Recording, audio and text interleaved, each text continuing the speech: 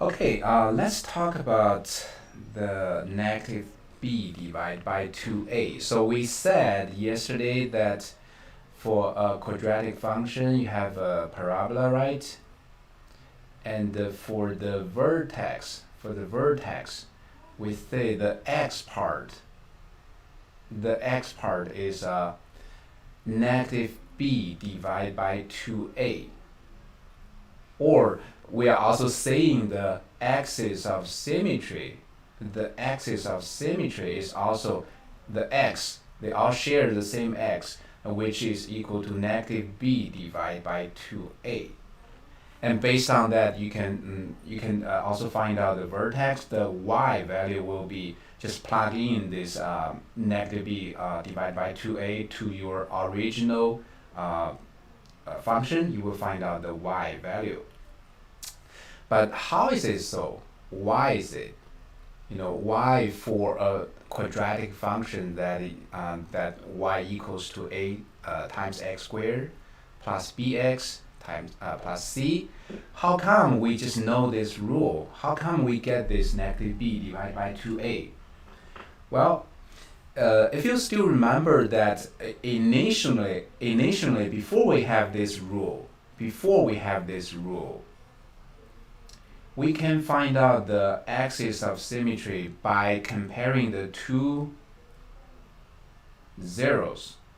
If we have the two zeros, and we can tell the axis of symmetry is right in between the two zeros, the two solutions. But right now, we don't know the two zeros. But if we can find out the two zeros, then we can decide the axis of symmetry because that's right in the middle of the two zeros. So the question now becomes, can we find out the two zeros, the two solutions for y equals 0? For y equals 0. The zeros means y, the whole function equals 0, and what is the value of the function? What is the value of x? So how can we solve this? Well, to solve this, not right now we have a and b and c and x squared and x. They all look so strange. So we need some additional information before we can solve this. Before we start solving this, just know that the only x is unknown. Now, a and b and c, when you're dealing with a specific function, you already know them, right? So a, b, c, they are known to us. They are just like numbers like 10 or 9 or 11 or 100, but they are known numbers. All right. So how do we solve any quadratic function with any values of a and b and c? Before we start, let's consider a simpler situation. That is, let's say if we have a x squared equals 0. This is a very simple form of quadratic function. And if we have like a x squared equals 0, that it's going to be easy because we know that x is going to be equal to the root of 0. Or the root of 0 is just 0. So it's easier for us. And if it's not 0, say it's but it's a number that is a 10 or 100. Let's do 100. If we have x squared equals to 100, we can solve it because we know that x will equal to the root of 100, square root of 100.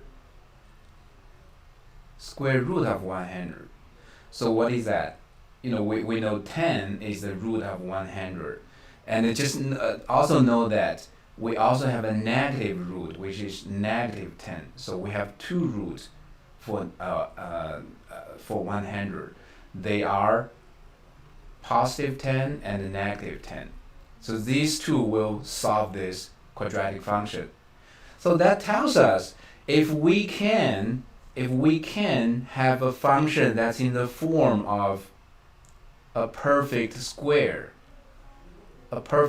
equals a number then we just take the root of that number, then we can solve for the x. And similarly, even if we have x plus, let's say x plus 5 squared equals to 100, we can still take the root on both sides. Then we can say x plus 5 will equal to first the positive root of 100 and also the negative root of 100. So we can say x plus 5 is 10, that gave us x is 5. X plus 5 is negative 10, that gave us x is negative 15. So as long as we can put the function in the form of a square, a perfect square, just a square, a perfect square equals to a number, then we can take the root from both sides, then we can solve for the x. So that's one thing that one possible way that we can solve any quadratic function is if we can put them into the form of a perfect square. Now, with this in mind, let's talk about a perfect square. A perfect square.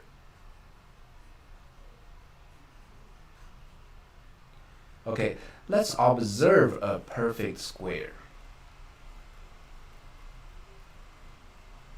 A perfect square like this. And we know the square means the same thing inside the parenthesis. Consider that as a pack. This parenthesis will multiply by itself. That's the meaning of the square.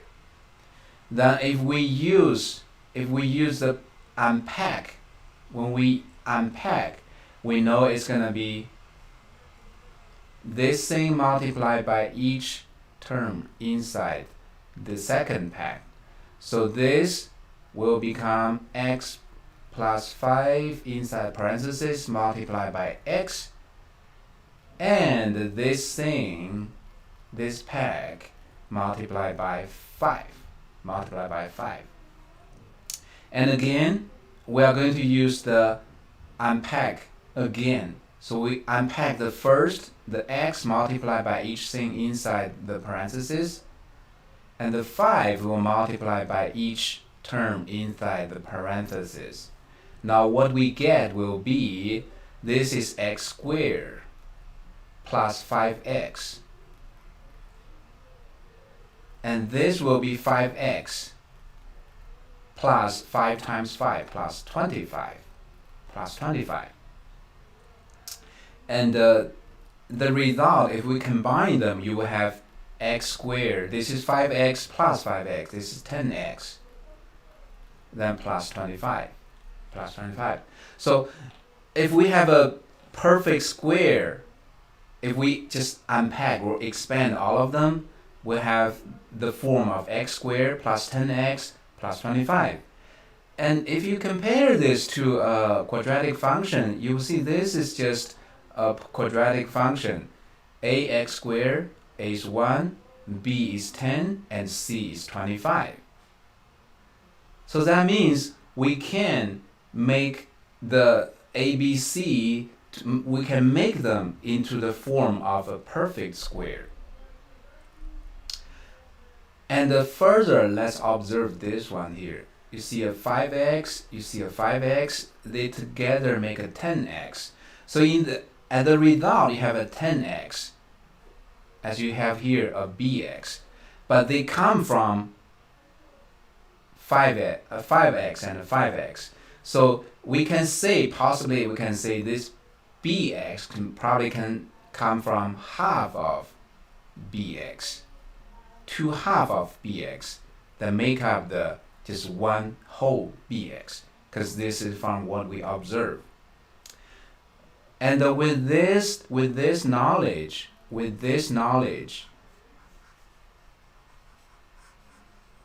okay, we are making this a video so that I'm moving a little fast because there's really a lot of information to take in. but you will always be able to watch the video again and again if you need to. So we can try to make this in the form x plus something. We don't know what is that. Plus something. Make it perfect square and make it equal to a 0. So if we have this, then we will be able to solve it just by taking the root. So how do we do that? How do we do that? So first, remember the x squared. There's just the a's should be a 1. That will make things easier. So what we do now will be we will divide this whole thing by a, just to get rid of that a, and we'll divide the same a by on the other side, because if you divide by one thing, you have to do the same to the other side. We take a division. Now after the division, we will have everything on the top will divide by the a. So we'll have a x squared divided by a plus bx divided by a plus c divided by a equals to 0 divided by a. Now after this, we will have, a divided by a, they will cancel. So have the result like this. The result like this. Okay, let me copy it a little bit higher up because we need to write a lot more things.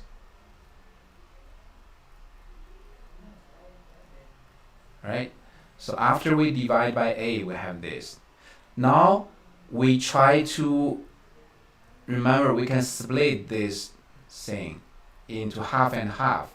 So this is going to be half of b divided by a times x, and this is going to be half of b divided by a times x.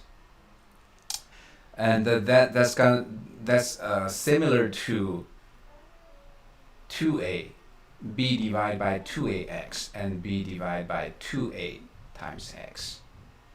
Right, so we're going to split this into b divided by 2a times x.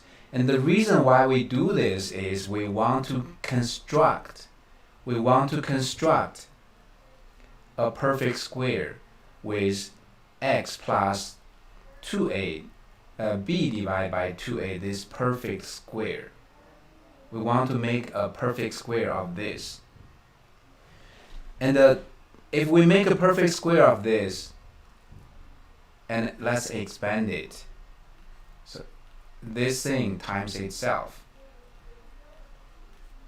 This thing times itself. And let's unpack them. So we will have first x multiplied by the x, that's x squared, and then x multiplied by the b divided by 2a, so we have b divided by 2a times x, and then next let's multiply this b divided by 2a to the x, so we have another b divided by 2a times x, and lastly let's multiply this b divided by 2a by the other b divided by 2a, then we'll have b divided by 2a times b divided by 2a. Okay, let's clean up a little bit.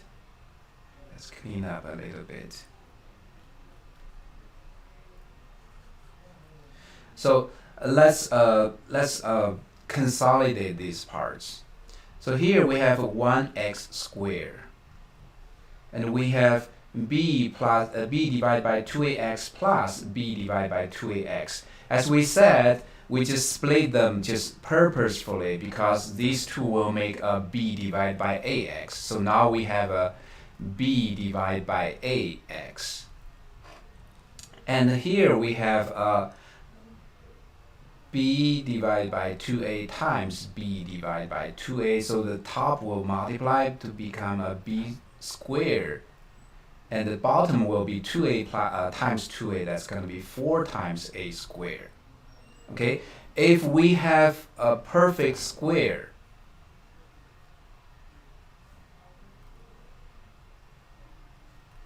of if we can make a perfect square, they will look like this. They will look like this.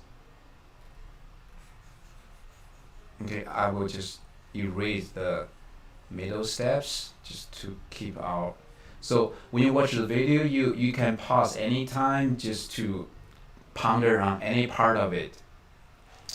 So if we make a perfect square, it will look like this. Now let's compare the perfect square to what we have now. We have the same x squared. We have b divided by a times x. But this part is different. This part is different. So what we can do will be, let's add this part to the original function. Let's just add a b squared divided by 4a squared. Add it. Let's add it. That way we can make a perfect square. And when we add something to one side of the function, we have to add the same thing to the other side. So we have to add the same thing to the right side.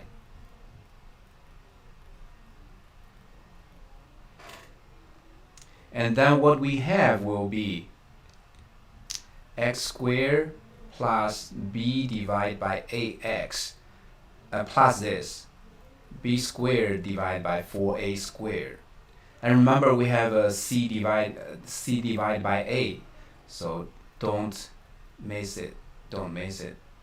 On the other side we have 0 plus this b squared divided by 4a squared. Okay? Now after this addition, look at here. This is the perfect square that we just constructed. So this is b x plus b divided by 2a. This is a perfect square, like we just explained. This is a perfect square. Plus c divided by a equals to b squared divided by 4a squared. Okay, so after all those intermediate steps, we get here. And again, we need to clean up a little bit. Right? And let's copy the step here.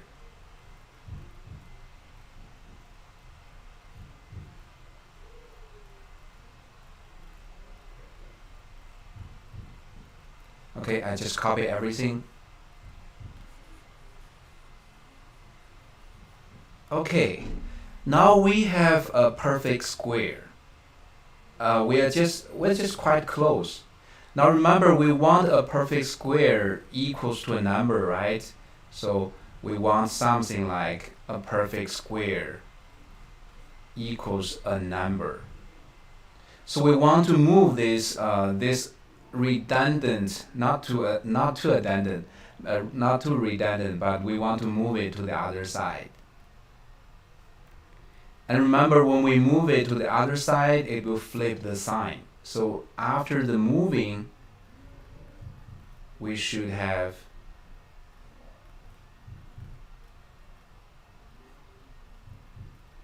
this will be a negative or subtract c divided by a. Okay. Now let's further consolidate the right side. The left side is now a perfect square. So let's further consolidate the right side. And the two fractions, they have different denominators. And the first thing is we want to unify their denominators. So we are going to rewrite this c divided by a into, let's multiply by a 4a divided by 4a. And the reason we want to do this is so that we can have a 4a squared at the bottom, so that we unify the denominator of both terms. After this, we have a 4a squared at the bottom and a 4ac at the top. So this is going to be 4a squared b squared at the top, subtract 4a squared and 4ac. And since they now have the same denominator, we can just use the same denominator, and the top is b squared subtract 4ac. Okay, yeah, it's a long process. It's a long process. But we got them. 4a squared at the bottom and b squared subtract 4ac at the top. And on the left side, we still have this perfect square, right? Remember, as we say, in the whole function, everything a, b, c, they are known. We know they are probably 1 or 2 or 10. They are known numbers. Only the x is unknown. So look at this right side. Even if it's it's very bulky, but still, all of them are known numbers. They are known numbers. So don't be intimidated. They are known numbers. Although they are complex, but you can just do the calculations, then you can actually find the value. Now we have a perfect square equals to a known number. Then we can use what we do with the perfect square, just take the root of each side. So I'm going to clean up again. Right, we'll need to clean up. Just clear all the previous steps.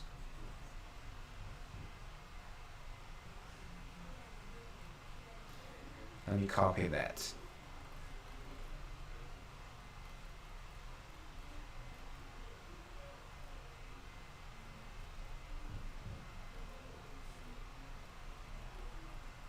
All right. Okay, after all those previous steps, we now arrive here. And what we are going to do is to take the root of both sides. So if we take the root of this side, you would just get x plus b divided by 2a. Okay, we'll take the root. When we take the root of this side, we'll have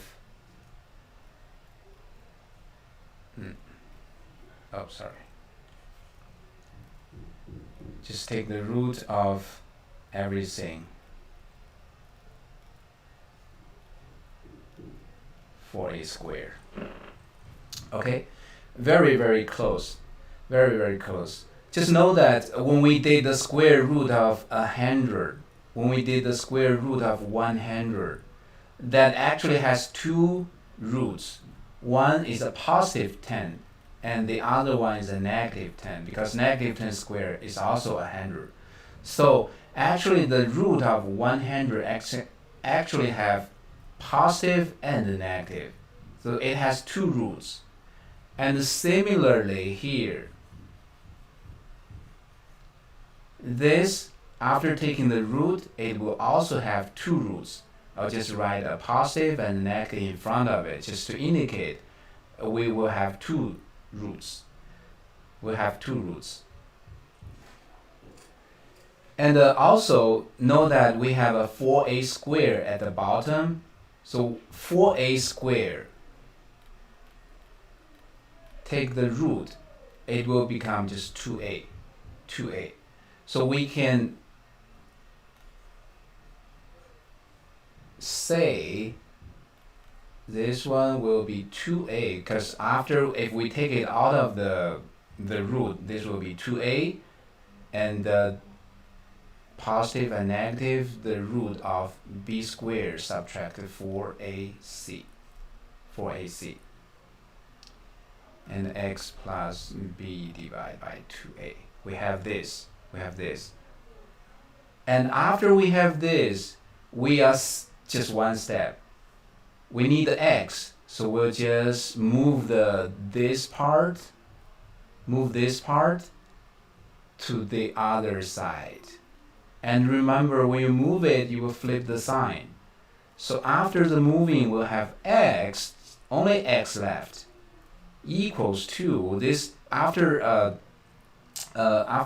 moving, this will flip, so it will become a negative b divided by 2a.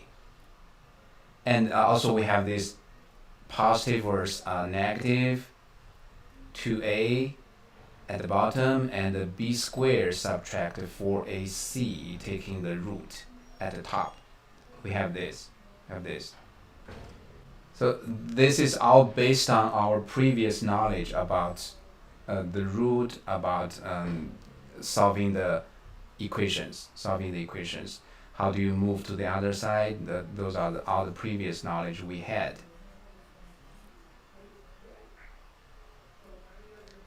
Right, let's clean up.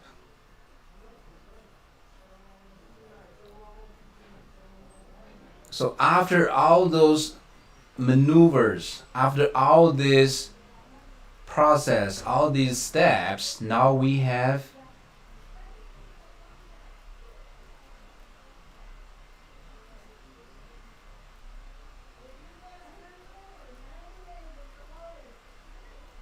this.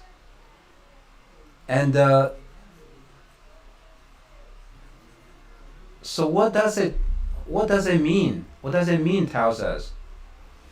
So if you connect this to the graph, so x equals to this, add or plus a certain number. If you look at the graph, so here from this middle point, if you add some value, it will go to one side. If you subtract one value, it will go to the left side. And this part, the starting point, will be negative b divided by 2a. And this negative b divided by 2a, when it adds this part, it will become the root to the right. When it subtract this part, it will become the zero, or the solution, or the root to the left. And again, because a, b, c, they are fixed numbers in any given quadratic function, so although they look complex, but we can find out the value. Just tell me what is a, b, and c. I can just plug in. I can tell you what is that. So now we have a general solution to any given quadratic function. That is the axis of symmetry. Symmetry is this part. This is the axis of symmetry.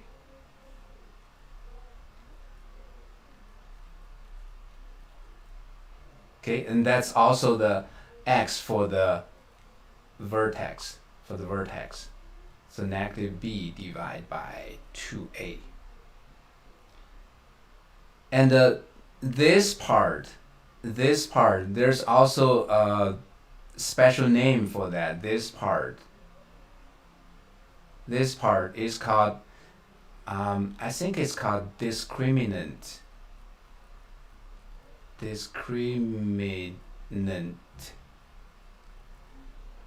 And that's the distance from the axis of symmetry to the two solutions, the two roots. When the axis of symmetry increase by this discriminant, it will get to the root to the left.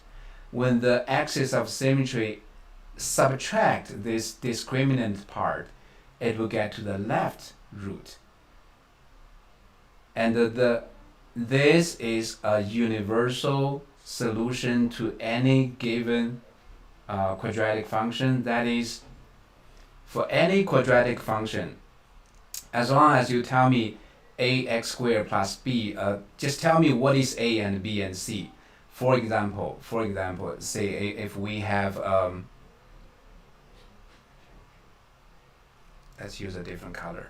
Let's say we have a 2x squared plus 6x plus 50, right? So we have a quadratic function of this, Let's make our screen a little bit simpler. Okay. Let's say we have a function of this, then we know that a is 2, b is 6, and c is 50. Then using this, we can say the axis of symmetry will be negative b, which is negative 6, divided by 2a. A is 2, 2a is 4. So that's going to be negative 1.5. The axis of symmetry will be negative 1.5. Am I right? Let's check. Negative 6? Yes. And we can just verify immediately. Let's see if we are correct. Let's put y equals 2x squared plus 6x plus 50.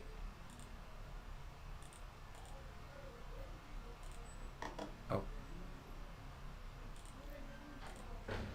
And the axis of symmetry, or the x of the vertex, negative 1.5, as you can see, negative 1.5.